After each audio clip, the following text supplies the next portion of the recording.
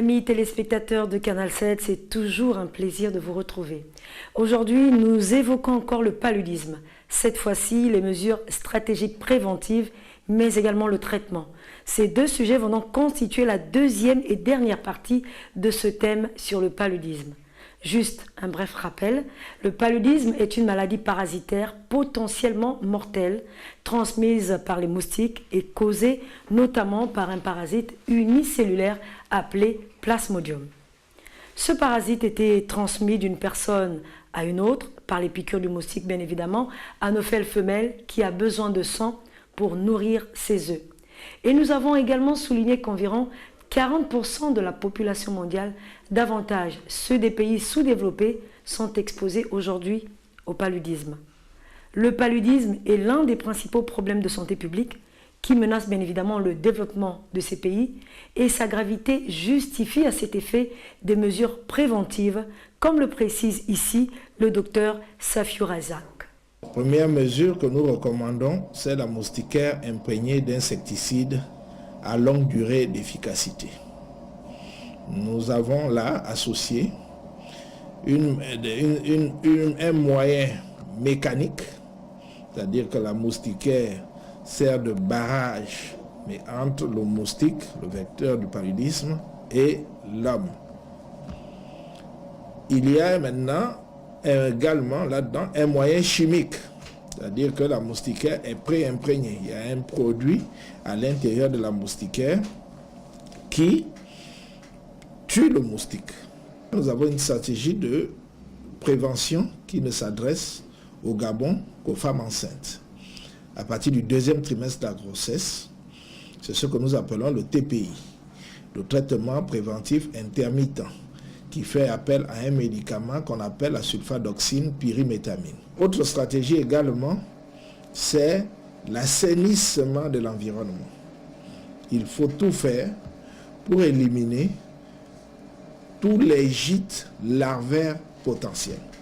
C'est-à-dire que l'anophèle, lorsqu'elle voudra pondre ses œufs, il lui faut trouver des collections d'eau. Donc il faut éliminer autour de la maison tous les récipients qui peuvent contenir de l'eau temporaire. Il faut recouvrir les fûts d'eau dans lesquels on recueille parfois l'eau de pluie ou qu'on garde l'eau en prévision des coupures. Lorsqu'on a même des plantes aquatiques à la maison, il faut changer régulièrement l'eau. Les mesures d'assainissement de l'environnement aussi passent par l'attitude citoyenne. L'État aménage des caniveaux, aménage des bassins versants. Il faut tout faire pour que l'eau continue de circuler, en évitant de jeter dans les caniveaux, ou d'ailleurs, même plus actif, d'entretenir le caniveau qui passe devant sa maison.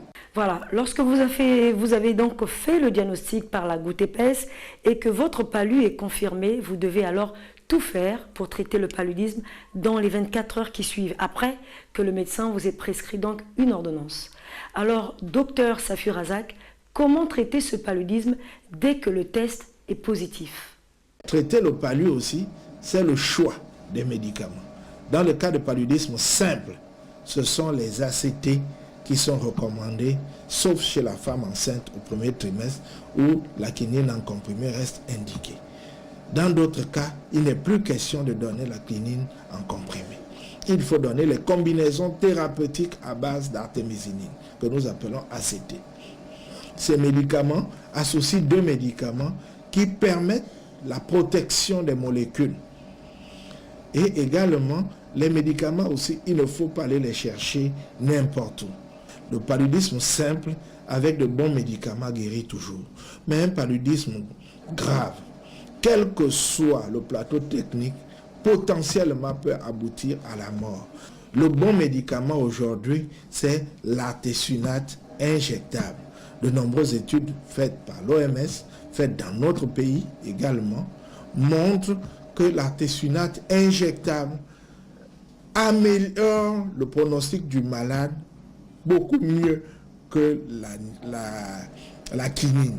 La quinine nous a aidés pendant longtemps, nous aidera encore, mais dès lors qu'on a une meilleure possibilité de sauver le malade, il faut aller vers cette stratégie-là. Donc aujourd'hui, ce que nous recommandons dans la prise en charge du paludisme grave, c'est l'artesunate injectable. Voilà, tout compte fait, le traitement du paludisme ne peut et ne doit être prescrit que par le médecin lui-même. Attention toutefois à l'automédication, car certains antipaludéens présentent bien évidemment des contre-indications qui peuvent être fatales pour votre santé. Donc, consultez toujours un médecin dès que vous vous sentez mal. Au revoir et à demain.